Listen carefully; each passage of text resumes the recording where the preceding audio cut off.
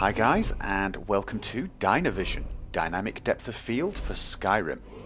Now this mod is by myself and another modder called My Good Eye, who is the author of both the Skyrim and Fallout New Vegas Warzones mod. And we have actually cooperated on a few mods before in Fallout New Vegas, including the Fallout New Vegas version of this mod. And those of you familiar with Dynavision for Fallout New Vegas will find this mod absolutely no surprise whatsoever. But for everyone else, what is Dynavision? Well, Dynavision is a dynamic depth of field mod.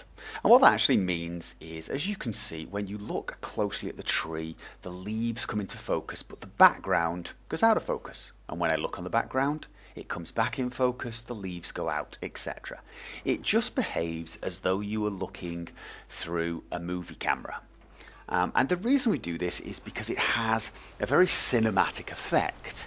It has a very immersive feeling, and it tends to focus your attention on the subject, whatever it is you're looking at. So when you're looking at a person, they are the center of your focus, and everything else in the background fades until you look at it, and so on. And it's just one of those things that generally makes the game feel more atmospheric and a lot more cinematic. Now, one of the questions you're probably asking yourself is, does this come at the cost of performance? And for this mod, the answer is actually no.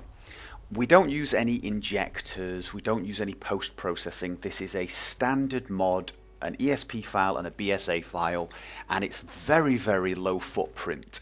On my gaming machine, it does not drop the performance even slightly. And when we tried it on a laptop that was nowhere near as strong, it dropped it 1 frame a second, and that is it. And the mod does not require any third-party software or any other mod. It is completely independent and standalone. Now, the other thing worth knowing about this mod is it's completely customizable. You can change just about all the settings you need to. And you do that by a spell that I have added.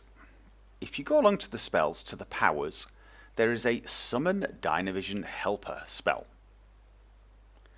And what this does is it summons a helper that will basically do exactly that. He will help you change your settings. Need something? And there you go. So he is now going to help us change our settings.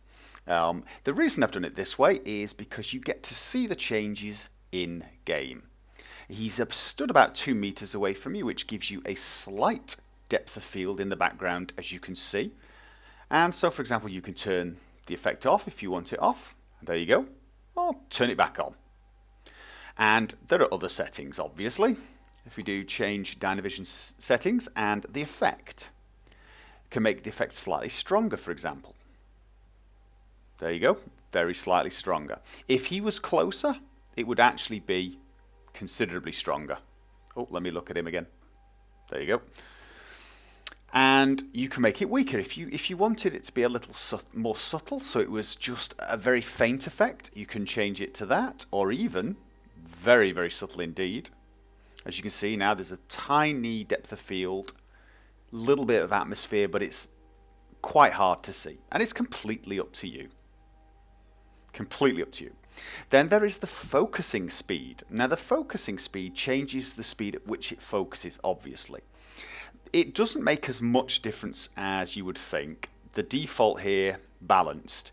If I use balanced, it's as you saw in the video. If I go to, say, fast focus, and then say goodbye, he will disappear now. And if I then look close, it will focus on this a little sharper, a little faster. There are limits to how fast it will go without being too jerky, but this is a little bit faster. This is something you could possibly use if the effect just distracts you too much when it's moving slowly. So that's that one. Need something? Now, there are some other settings as well, advanced settings. If you go along to advanced, you can see there are 3 other options. I'm going to do running and combat first. By default, the effect is slightly weaker when running. very slightly weaker, and you can change this. You can either change it to no change, or make it a lot weaker when running, or completely off when running. And like I said, by default, it's slightly weaker. 0.8, it means the effect is about 80% of the effect of normal. And what this does, oh, excuse me, clicked the wrong one. Weaker in combat, excuse me. What this does is, when you are moving, the depth of field effect becomes slightly weaker. So as you can see the depth of field now, if I move and I'm running, you see the effect in the background has faded a bit, and then it comes back. This is so that when you're generally playing and moving around, the effect is not quite as distracting as it might otherwise be. So you'll notice when you stop, the effect will come on a lot stronger and a lot more visible. But it's only when running. So for example, if I now stop running and walk, you can see the effect has kicked back in just as strong. I'll speed up again, and it drops. So this means when you're exploring quickly around, you get a slightly more subtle effect that is a little less distracting, but as soon as you stop, the effect will become a lot stronger and a lot more noticeable. This is really good for basically giving you the atmospheric cinematic feeling without distracting you too much. Now, as you already noticed, Yes. there were also settings for combat. Now, if like me, you would find this very distracting in combat, I've set the default to be 0.6. Now this means it's even weaker when in combat than normal. And you can even turn the effect completely off, although 0.6 seems to be a good balance. It's very subtle, but you won't really notice it when you're in combat. And again, it's completely up to you which you choose. And finally, there is the effect when indoors, and obviously that's how strong the effect is when indoors. Now the default is 0.8, which is again about 80% of the power of normal. And the reason for this is when you're indoors, you spend a lot more time closer to walls and objects, so the effect kicks in a lot more often. So this just makes it a little more subtle. And again, you have options, and it's completely up to you which you pick. And of course, once you finish with the helper, you just wish him goodbye, and off he goes. And you get back to playing your game. And that's it. Now, installing this mod is very easy. As I mentioned, it is just one ESP and one BSA file.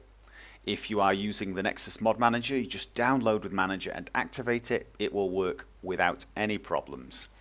If you want to download it and install it manually, you just copy the two files, the BSA and the ESP, into your data folder and make sure it's selected in your load order. It really is that simple. Obviously, it's equally as simple to uninstall it, and I'm going to let you figure that out if for some reason you do want to, but I hope you don't.